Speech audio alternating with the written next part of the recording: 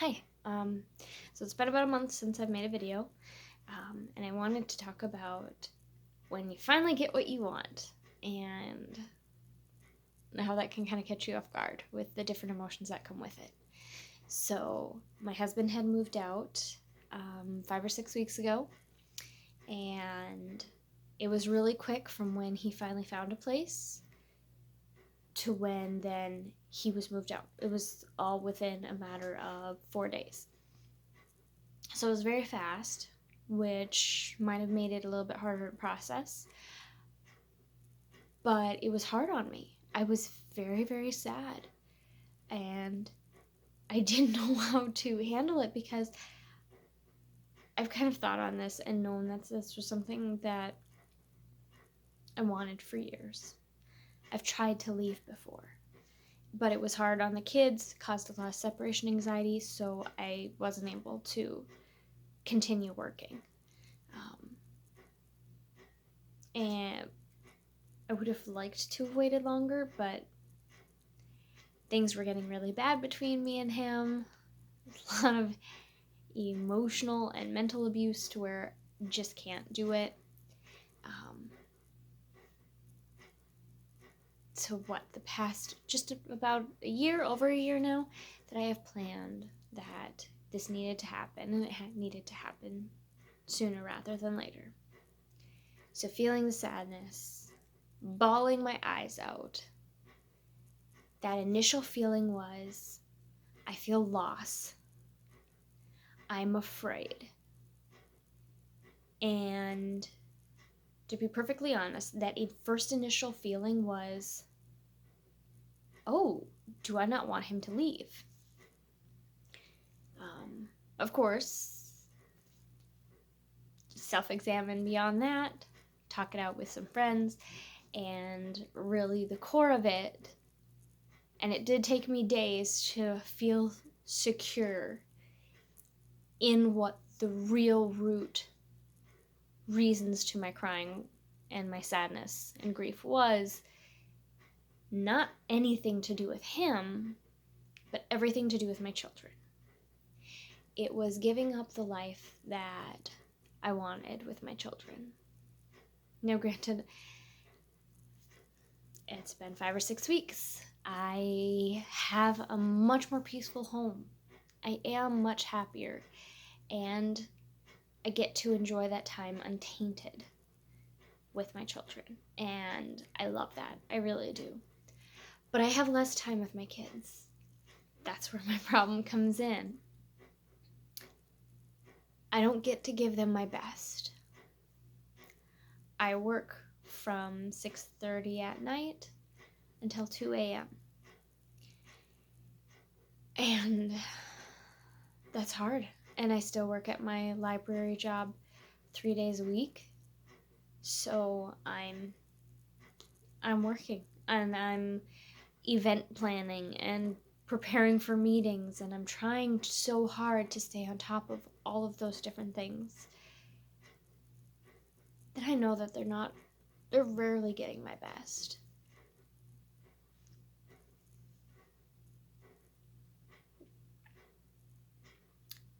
That's not what it's supposed to be.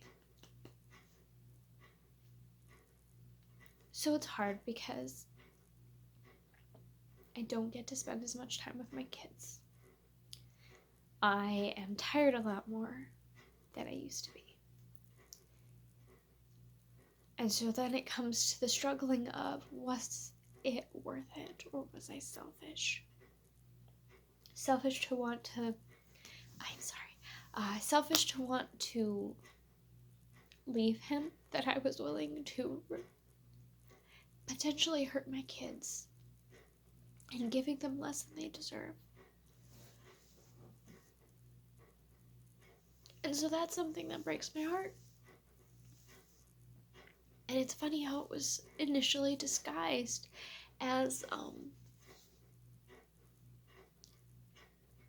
maybe feeling grief over the loss of a spouse. And it's one of those things to where if I didn't think this through, if I hadn't been planning for so long, I would have been deceived. I would have been deceived by that initial emotion, the mask that it wears. Now, granted, knowing the root of the sadness and grief,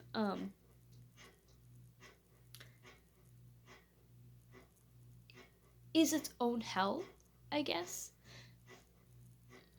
Because, and I'm sure plenty of people can relate, once you see things in their entirety, it feels all the more vivid.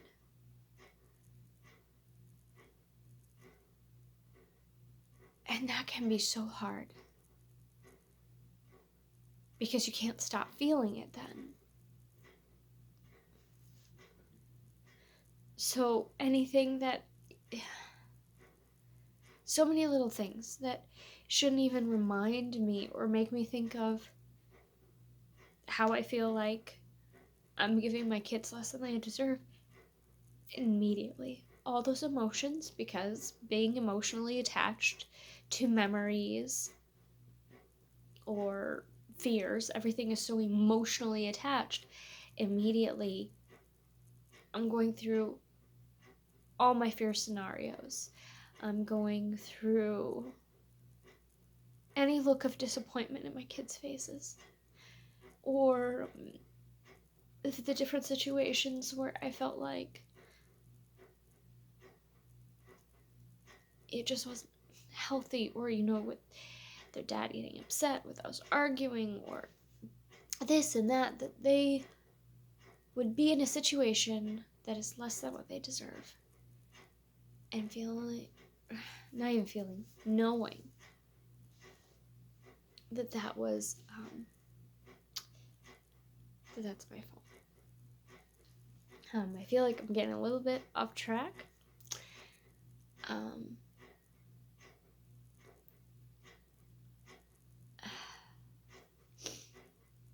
It's so tough because now I'm just so fixated on kids and my disappointment about how things are going forward.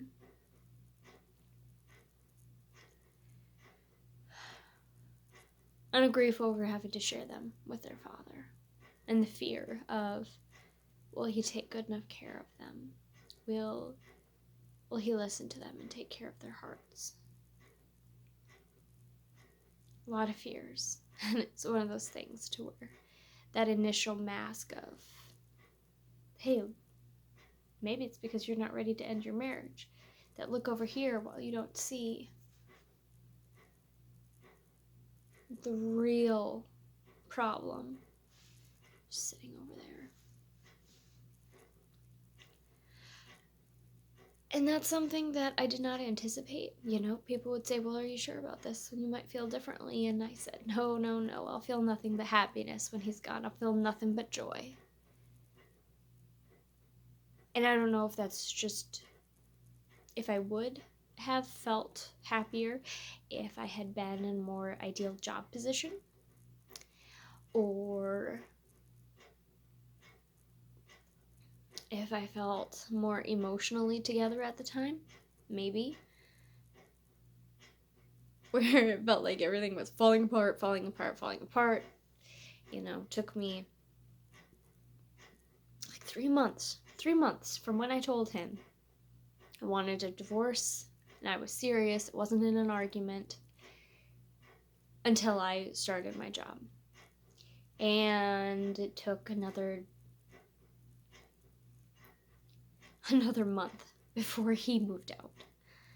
So it had been such a long time, and nothing had gone the way that it was supposed to, that perhaps disappointments were running high, and so that grief was inevitable. Perhaps so. But I also hate the idea. I hate thinking that other people who maybe haven't been trying to get out of a horrible relationship or marriage for years and years, that they would be distracted by the mask and not seeing what the true root of the sadness is. Because, to be perfectly honest, I've fallen for that mask. I've fallen for that mask so many times. And it's probably because I wasn't strong enough to deal with what the root was, or that even if I did see the root of it, I wasn't going to be strong enough to take action. So it's one of those things, you lie to yourself because you can't handle the truth.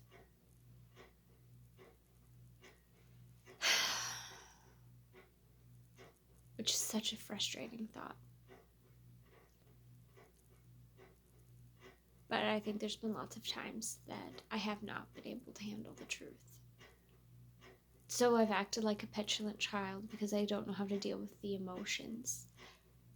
And I've thrown my fits, or I've run away, or I've tried to bury them in maybe getting that reaction. Getting a reaction from someone, getting some affection from that person, where if I looked at the root of it, I would know that there's a deeper problem than what I'm trying to make it out to be. And it feels good. It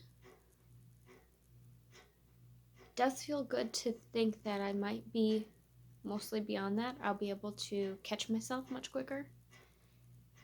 That, hey, I didn't give in and cave to the mask of what my grief was.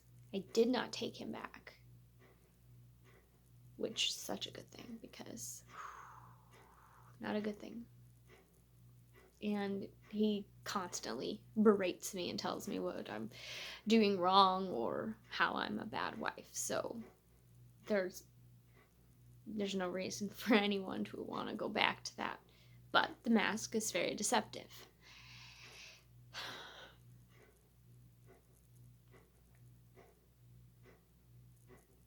So yeah, that's some of the stuff going on.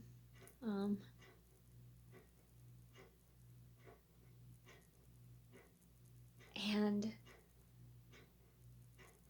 yeah, I don't know the next time I will record. I've been having a little bit of a hard time with inspiration. This is something, though, that I've thought about since I realized that I was going to fall for a mask instead of looking to the root and realizing that it wasn't what it initially looked like.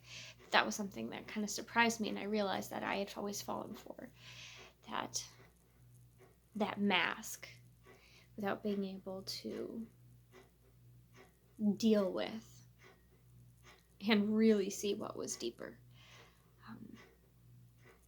Because I have to say, even being as prepared as I was, it was extremely deceptive, and it was really hard for me to decipher for 4 or 5 days. And that really sucked, because I was questioning everything. And,